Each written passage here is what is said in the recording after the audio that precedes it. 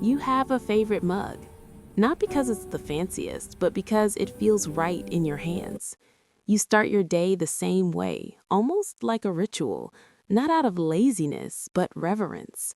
Your routines aren't cages, they're anchors. But somewhere, someone told you that made you rigid. That order meant fear. That spontaneity is strong and predictability is small. And so you wondered, am I missing out? Am I hiding? Am I trying too hard to control what shouldn't be controlled? But here's the thing. When plans shift without warning, you don't just adjust, you feel it deep in your gut. It's not drama, it's your system searching for something steady. Not because you're inflexible, but because you once had to create your own sense of stability. If you've ever questioned why you crave the known, this is the space where it all starts to make sense. There's nothing wrong with loving what's familiar, but somehow you've been made to feel like there is, like your predictability is a limitation, like your chosen order is a symptom of fear, not strength. You hear the messages, be spontaneous, take risks, embrace chaos, but your body doesn't respond with excitement. It tightens, tenses, because your rhythm isn't hesitation, it's harmony. When your days follow a pattern, your mind exhales. When you know what's next, your nervous system quiets down. That's not dysfunction, that's design. You're not rigid, you're regulated. You're not living a smaller version of life, you're living a steadier one, where peace doesn't come from what happens around you, it comes from what you've built within. There's deep intelligence in that, a knowing, a self-trust. And underneath it all, there's also science, the kind we're about to explore. Your brain is wired to love what's familiar, not because it's lazy, but because it's efficient. The prefrontal cortex, the part of your brain responsible for planning, decision-making, and self-regulation, thrives in predictable environments. When life follows a pattern, your brain relaxes. You're not wasting energy on 100 little choices. Do I wear this or that? Eat this or that? Say this or stay quiet? This is called decision fatigue. It quietly drains our mental energy with every minor choice we make. But routines? Routines act like shortcuts. They reduce friction. They save emotional bandwidth. They protect your focus. Even more so if you have a history of anxiety, trauma, or constant unpredictability. In those cases, your nervous system starts mistakenly reading the unknown as a threat. Stability becomes survival. So when you build rituals into your life, it's not about being rigid. It's you creating scaffolding, a trustworthy rhythm your body can follow even when the world outside doesn't make sense. You're not resisting change. You're simply designing a foundation solid enough to meet it without losing yourself. Let's go deeper than the surface of habits. Your love of routine might be less about preference and more about survival.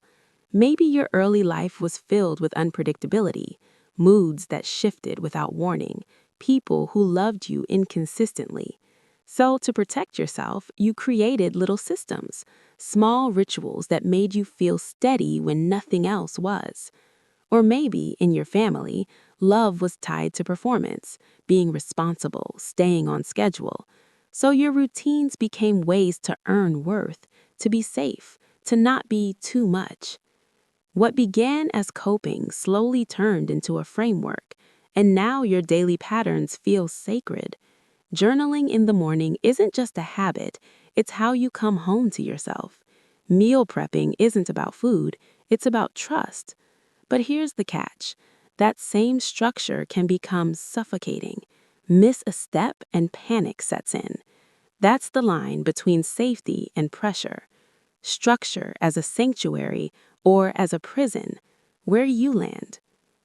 However it started, your routine has always been more than tasks. It's a quiet language your nervous system uses to say, I know what's next, I'm okay. That deserves tenderness, not critique.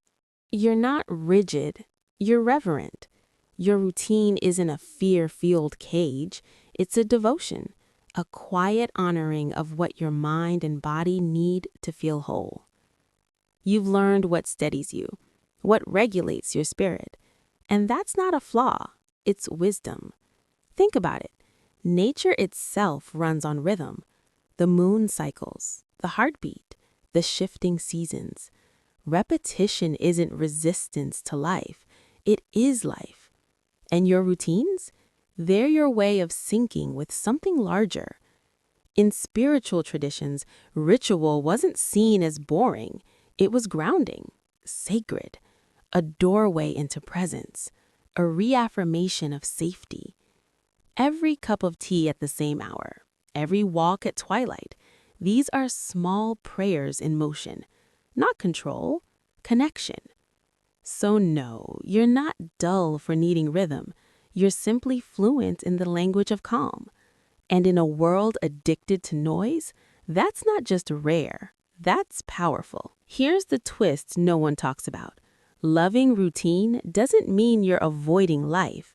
It means you're preparing to meet it, fully resourced.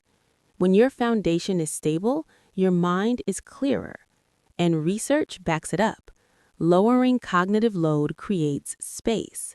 Not just mental space, but emotional space, creative space, relational depth. While others are reacting to daily chaos, you're moving with intention. You're not overstimulated, you're present.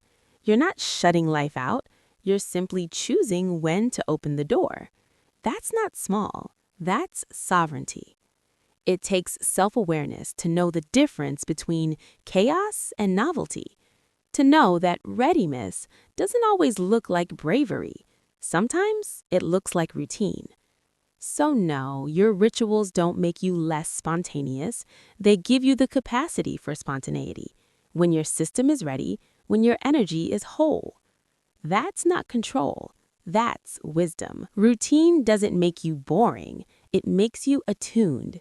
You know your edges. You know what steadies you.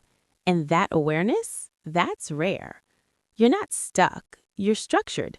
Not avoiding life, just creating space to meet it with presence. The question isn't, am I too rigid? It's, is this rhythm still serving me? Because routine can either restrict you or return you to yourself. It can silence spontaneity or give it a grounded place to land. You don't need to abandon your rituals. You just need to honor their purpose and let them evolve with you. If this felt like it described you, if your routines are more than habits, if they're refuge, then the next step in this journey is one you won't want to miss. In the next video,